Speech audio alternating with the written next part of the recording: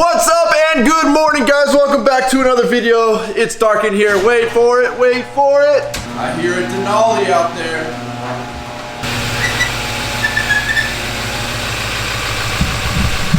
Now, I'm not sure if you guys can hear it, but my truck is idling unusually high right now. I'll take it in a little bit closer so you can hear it. And no, the truck was not remote started. There's no high idle switch going on. We'll take you inside so you can see. It is idling right at about just over 750 RPMs, whereas normally these trucks like to idle right around 500, a little bit higher than 500. Now, a lot of you probably already know what's going on with the truck, and this is kind of more for the new diesel people that are freaking out. This is the first time their diesel's done this. They're not sure what's going on. And weirdly, I kind of ran into that situation, being that my last diesel truck may or may not have had all the parts that this diesel truck has on it. So it caught me a little bit off guard because I was just used to driving something that didn't do this. Anyways, for those of you wondering what's going on with the truck right now, it is going through a regen cycle.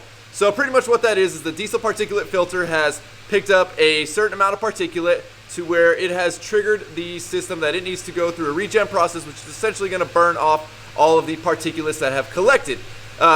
Now that either happens when it has picked up a certain amount to trigger it or every 700 miles. We don't have manual control over this because the EPA does not trust us. But anyway, so while this is happening, the truck needs to idle up to get the exhaust gases up to temperature to be able to burn off the particulate matter that has collected in the DPF. Now I must say, being that my last truck didn't do this, the first time this thing kicked into a regen cycle, I think I had owned it for about a week, and obviously I bought it using Arizona and drove it back over here. And so I go to park somewhere and I get out and I'm like, man, something really smells like it's burning. Did I buy a screwed up truck? And then it hit me, no, dummy, the thing just went through a regen cycle. You know, I haven't had a truck that has done that in a really long time, so I wasn't used to it. And it's same with when the high idle kicked in. And I know the high idle kind of scares a lot of people. To me, I'm like, man, my truck seems to weirdly be idling high, or at least I don't recall it sitting at 750 RPMs. That's a little strange. And then it hit me again. No, dummy, that's a regen cycle. So it's taken me a little bit of time to get reused to doing regen cycles in a truck or having regen cycles going on in a truck. But I know there's a lot of people out there that are first-time diesel owners or what have you, and things like this are going on in their truck and they're kind of freaking out because they're not sure exactly what's happening. So for those of you that are experiencing these kinds of things, high idle, the truck smells a little bit, don't worry about it. It's a normal thing. Now that being said, when the truck does idle up to the high idle, for the regen cycle, the truck will lurch forward. So say you're at a stoplight, it's almost like having your foot on the gas just a little bit. When you go to let off the brake, the truck's gonna jump forward a lot faster than if the idle were at the normal idle speed. And speaking of high idle and the engine running faster, obviously your fuel economy drops during the regen cycle, which, if you ask me, really does seem to offset the, I guess, world-saving, yay, environmentalist bullshit about the whole EGR, DPF system that is in these diesels. What's the point of them when your fuel economy drops to below zero? Is that a thing? I don't know. Anyways, as you can see, we are really low on fuel, and I'm sure a lot of you are going to lecture me about letting my fuel drop that low, but I'm a very busy person, and filling this thing up that often is just, it's not that practical to fill it up every time it gets to a quarter tank.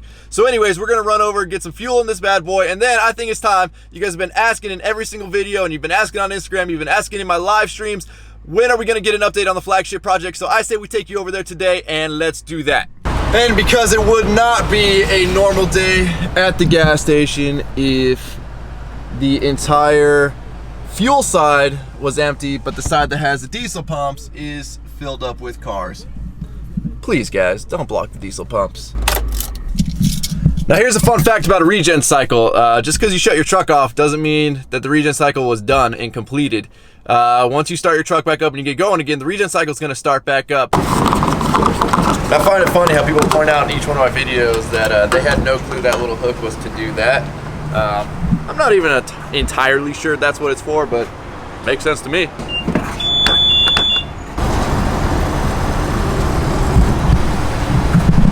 So 367 for diesel now. Now keep that in mind because we're about to go not even, I'd say maybe 3/4 of a mile from here, if that, probably less, to a fuel station that's just close to the campground. It's another Chevron station, believe it or not. And watch how they price gouge the shit out of their diesel, being that they know there's going to be a lot of diesel trucks and motorhomes coming by for the campground. All right, so now we're coming up on that gas station. I said rapes diesel prices. I don't know if you guys can see it right there, but the diesel right now is at $3.99 versus $3.67, literally less than a mile away. Check out this classic Chevy dually over here. pulling a pretty sizable trailer. The old rig still got it. All right, guys, we are officially here. The moment you have all been waiting for, an update on the flagship project. So it's honestly a little bit hard to remember when the last update was that I gave you guys, so I'm not sure what exactly has changed, but we'll kind of go over it a little bit, and you guys can kind of point out, I'm sure you guys are keeping better track than I am, of you know, what you guys have seen and have not seen, or at least posted on the channel. And the reason there's not going to be a huge ton of progress is because we were waiting on a bunch of paperwork to come back from the city. There were a couple, I guess, structural changes that were made. The inspector wanted it resent in through the city, re-plan checked, and re-stamped with the city, which all happened during the holidays, and as you guys know, the city is in no hurry to do things during the holidays, or at any point for that matter.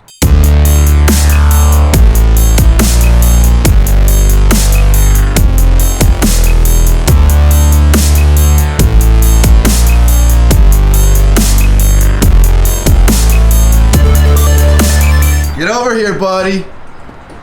I got a sympathy pimple for you. What the? No, where's the beard, buddy? Dude, I took it off, man. Where did it all go? I don't think anybody on my channel has officially met you. They've seen you rolling through here one day in the RV, but this is my 12-foot tall Sparkalarphagus electrician. Yours truly. How tall are you, buddy? 6'7". 6'7", so I'm 6.5 inch.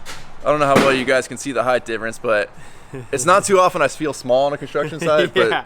Until this guy comes around. Ducking through doorways, no big deal. Hey, the good thing is, and one of the reasons that that I hire him a lot is he doesn't need a ladder. Just in and out, real quick. It's easy. But fun fact, let's just give everybody a little background of us. All right, I like it. Me and him met as we were getting our contractor's licenses together at the same time. We met in the class that's kind of geared towards getting you past the contractor state test. And yeah, became fast friends. And then boom, what are we on? Our biggest jobs together. Biggest job together. Biggest job of both of our careers together. I mean, that's how it is, guys. It's all about people, right? You can That's just it. tell, like, when a guy's put together, a guy's put together. That's right. You know, you can just tell the good ones from the bad ones. And sometimes they have bigger beards, which his beard used to be to about here. It And was this is pretty actually really weird for me to see him. I'm not with, gonna lie, like I'm going like this a lot. this is you know? this is strange, guys. This is strange. Hey, what do you think about my mustache? I like it a lot. Do you like it? I mean, it doesn't compare to the fullness of that, but so what are you up to? Just doing some lighting, man. Keeping Title 24 real.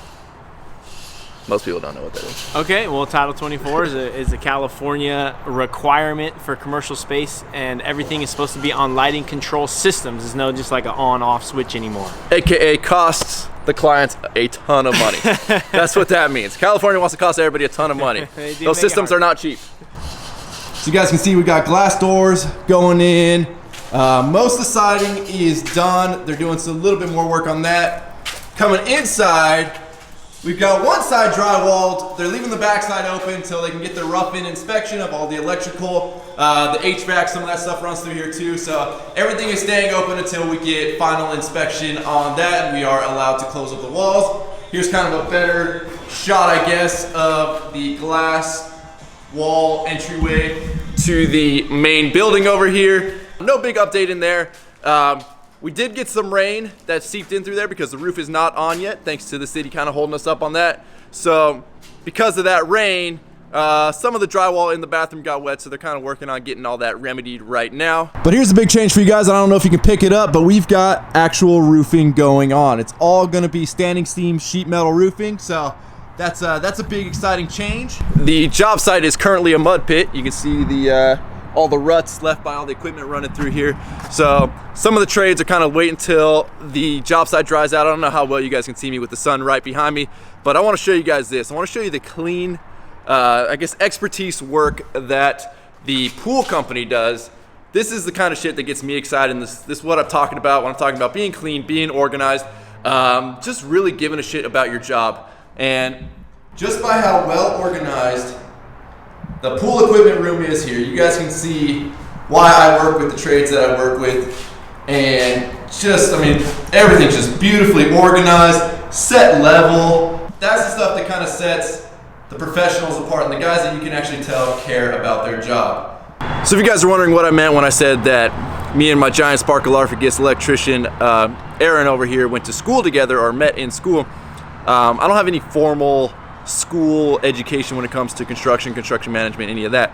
The school I'm talking about is in California. To get a contractor's license, you need to pass the trade test, which is obviously pertains to whatever trade you're trying to get your license in, unless you're going general like I did, to where it pertains to every single trade, and then a law and business test. So the law and business test is, you know, all the laws regarding taxes and all that stuff, and it can get pretty jumbled.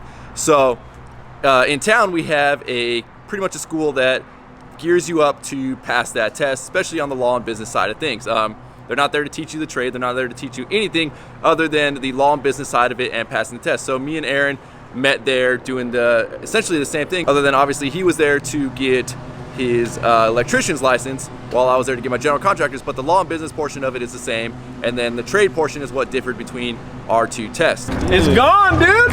Take that shit down. Look who showed up, everybody.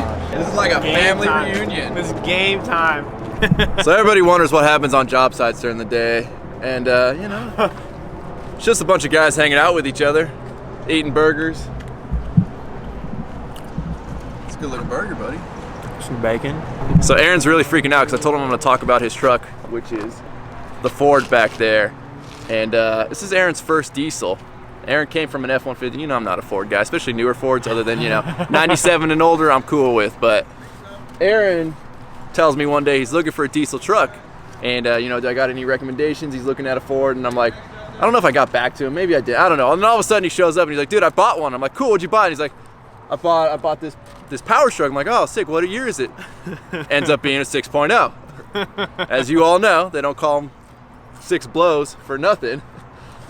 Blow. So Aaron tells me he just bought a 6.0, and I'm like, uh-oh.